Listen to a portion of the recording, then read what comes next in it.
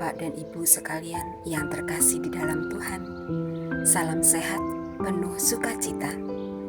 Berjumpa kembali bersama saya Iis dalam Renungan Harian Pembawa Sukacita. Hari ini, Minggu, tanggal 4 September tahun 2022. Dengan tema renungan kali ini adalah Aku bangga menjadi pengikut Yesus.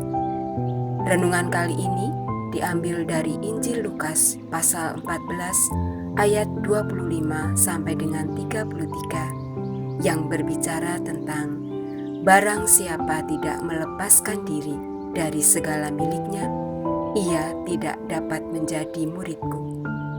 Dan ayat yang menguatkan saya ada pada ayat yang ke-33 yang berbunyi, Demikianlah pula setiap orang di antara kamu yang tidak melepaskan diri dari segala miliknya tidak dapat menjadi muridku.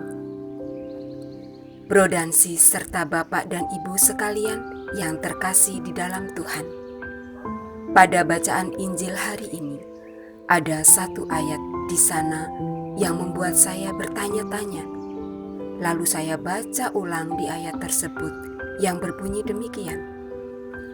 Jika seorang datang kepadaku dan ia tidak membenci bapaknya, ibunya, istrinya, anak-anaknya, saudaranya laki-laki atau perempuan, bahkan nyawanya sendiri, ia tidak dapat menjadi muridku. Masa sih?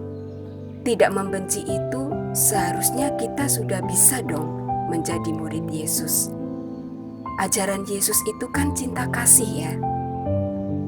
Tetapi kalau direnungkan lagi lebih dalam, yang menjadi hal yang mendasar, yang mutlak sebagai pengikut Yesus adalah pasrah diri yang total. Hati dan pikiran kita tidak bercabang.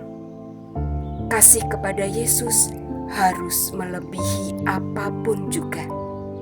Bahkan ikatan dalam hubungan keluarga tidak bisa mengalahkan kasih kita kepada Yesus.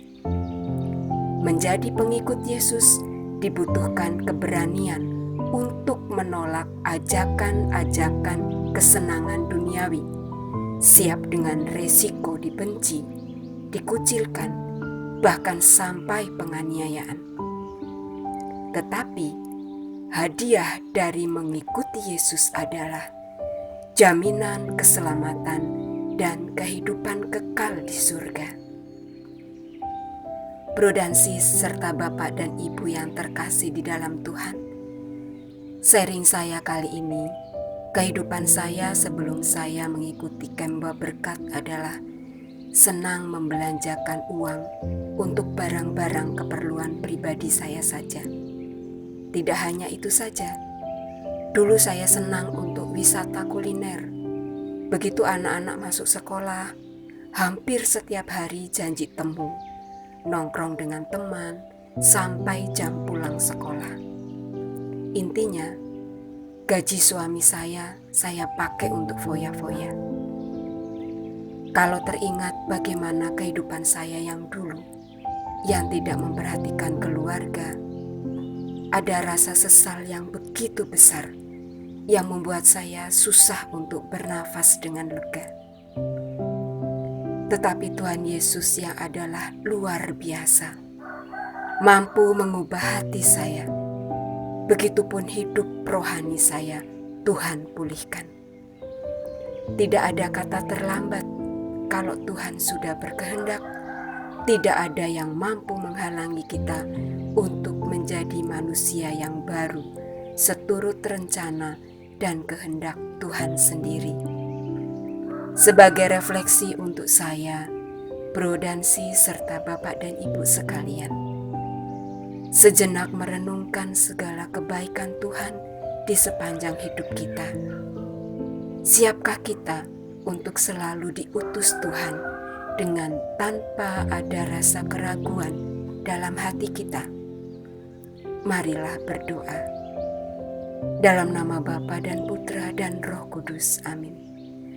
Tuhan Yesus, Kami mengagumimu dan selalu ingin mengasihimu lebih dari apapun juga. Mampukan kami untuk menjalankan tugas perutusan yang Tuhan percayakan kepada kami, entah itu sebagai seorang istri atau suami, sebagai seorang ibu atau ayah, sebagai seorang nenek atau kakek, dengan sepenuh hati. Sebab Engkaulah Tuhan yang mulia dan berkuasa untuk selama-lamanya. Amin.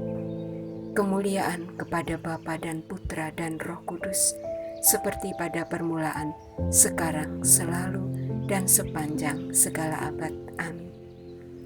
Dalam nama Bapa dan Putra dan Roh Kudus. Amin.